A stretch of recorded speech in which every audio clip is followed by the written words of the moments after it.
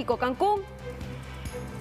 Y ahora vamos a hablar acerca de la ola de calor, porque azota el mundo después de conocerse que enfrentan varias zonas del hemisferio norte, como los Estados Unidos, España, China, Canadá, entre otras. Las temperaturas, señores, han superado su récord. La Organización de las Naciones Unidas ha lanzado una advertencia. El mundo necesita prepararse para olas de calor más intensas. Cientos de millones de personas en alerta por calor extremo en todo el planeta, en el que los océanos siguen calentándose con temperaturas que rebasan todas las líneas rojas conocidas hasta ahora. Y lo peor es que estamos en julio, queda casi todo el verano por delante. Según las autoridades, se espera que las temperaturas superen los 54.4 grados centígrados que marcan la máxima histórica en el planeta, como se registró en el Valle de la Muerte en Estados Unidos, que a comparación de lo registrado en los veranos del 2020 y el 2021, este domingo llegó a los 53.3 grados Celsius. Uno de los países de Latinoamérica donde se han producido las últimas y más graves olas de calor es México, superando los 40 grados Celsius y dejando más de 100 muertos desde marzo hasta la fecha. Lo que se espera para los próximos años en Latinoamérica es desalentador debido a que la llegada del fenómeno del Niño pronostica un escenario propicio para olas de calor extremas y países como Perú, Ecuador, Colombia y Chile se verán afectados en el norte con un aumento de temperatura.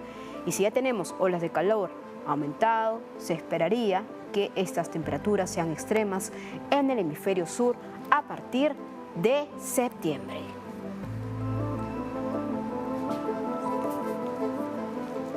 Y me comunico en estos momentos con Matilde Rusticucci, doctora en Ciencias de la Atmósfera, profesora, investigadora, CONICET, especialista en cambio climático. Un gusto tenerla desde Argentina. Muy buenas tardes.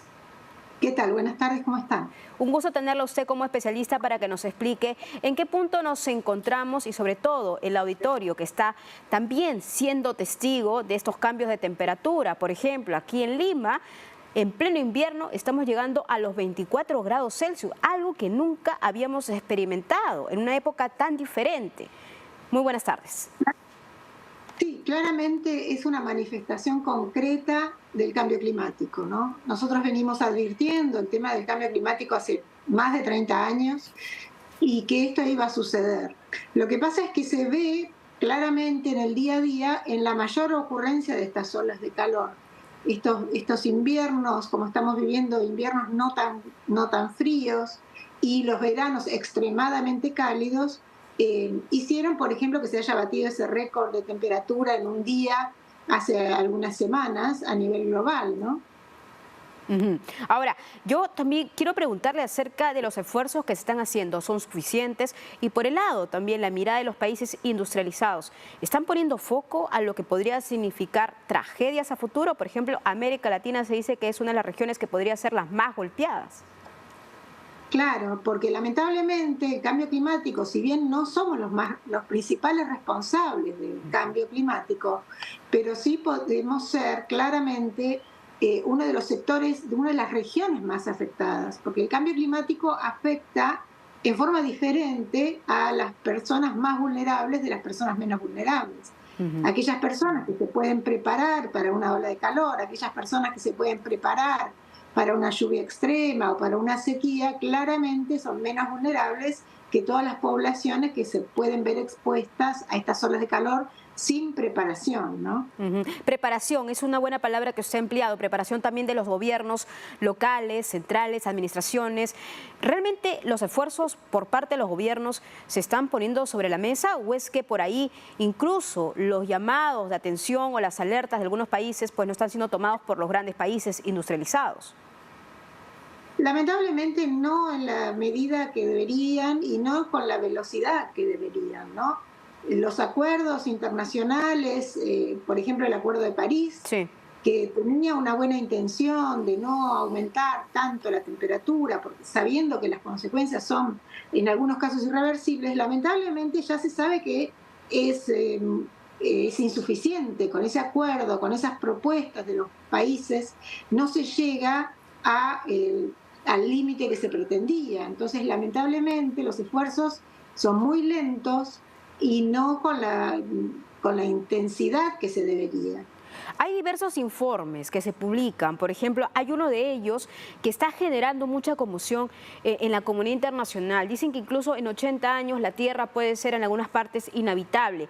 ¿Podríamos tomar esas cifras como real? Porque evidentemente estos informes que periódicamente se publican de diversas fuentes generan también, más que preocupación, pues una gravedad en cómo nosotros como seres humanos, como ciudadanos, vamos a tener que afrontar una nueva calidad de vida. Entonces, ¿cómo tomar estas publicaciones? ¿Cómo realmente ver la conciencia y la veracidad de estos datos y comenzar a implementarlos nosotros como familias?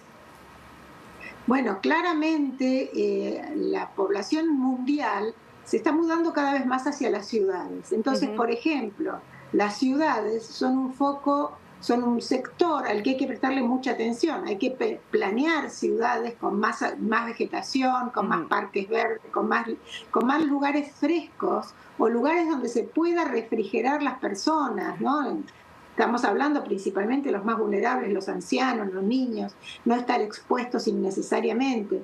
Entonces sería un sector muy interesante para prestar atención, por ejemplo, las ciudades, cómo acomodar, acondicionar las Ujú. ciudades para que la vida hacia el futuro, en los próximos años, sea menos insalubre, ¿no? Que sea más Ujú. saludable. Claro, pero sin lugar a dudas, esas medidas que pueden surgir también de una rutina, porque es cambiar la rutina, cambiar las costumbres, deben convertirse en políticas públicas para que se puedan adoptar a esta nueva normalidad, incluso en jornadas laborales, por ejemplo, en agricultura, aquí en el Perú, tratar de generar conciencia y elementos también de ayuda para este sector económico. Totalmente de acuerdo. La fuerza laboral se ve seriamente afectada, sobre todo aquellas actividades que se realizan al aire libre. Todo lo Ujú. que tiene que ver con la agricultura o todo lo que tiene que ver con las construcciones mismas, ¿no? Todas aquellas actividades al aire libre se ven afectadas y se verán afectadas. Por lo tanto, hay que cambiar los horarios, cambiar los hábitos, cambiar las metodologías, pensar en cómo hacer para que los impactos no sean tan negativos, ¿no? En general. Ujú. Hoy en día en China hay documentales que muestran que ya el cultivo del arroz se hace de noche porque de día Ujú. es imposible por las altas temperaturas. Bueno, ese tipo de costumbres vamos a tener que ir adoptándolas a lo largo del tiempo. Hay que adaptarnos. Muchas gracias por esta entrevista tan interesante a Matilde Rusticucci, doctora en Ciencias de la Atmósfera, profesora de la UBA, investigadora CONICET, especialista en cambio climático. Un gusto haber conversado con usted. Muchas gracias a ustedes.